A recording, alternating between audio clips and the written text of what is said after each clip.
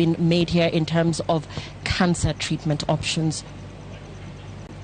Thank you, Lillian. And let me begin by acknowledging the chair of the board, Professor Olive Mugenda, who is absent today, for the enormous effort she has put in place to ensure that the institution or the hospital has an end-to-end solution for cancer treatment, diagnosis, prevention, and the whole spectrum of cancer treatment.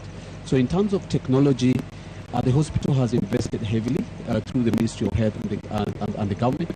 We have the PET-CT, like the CEO has said.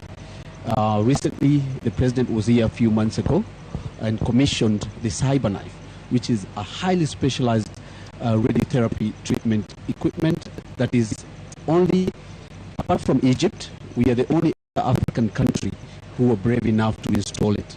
Majority of patients right now lined up for that service would have been sent abroad for this service, approximately spend about 2.5 to 3 million per treatment.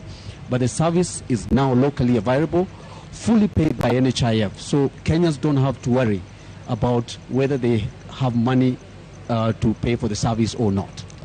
And Dr. Helena, what is the CyberKnife commonly used in the treatment of, and even as you walk us through the CyberKnife, let's also talk about the comprehensive breast cancer center here, where you get rapid results in only a matter of days. But let's begin with the CyberKnife and what it is routinely used in the treatment of. So the CyberKnife is a radiotherapy machine. However, it is non-invasive and it's able to deliver treatment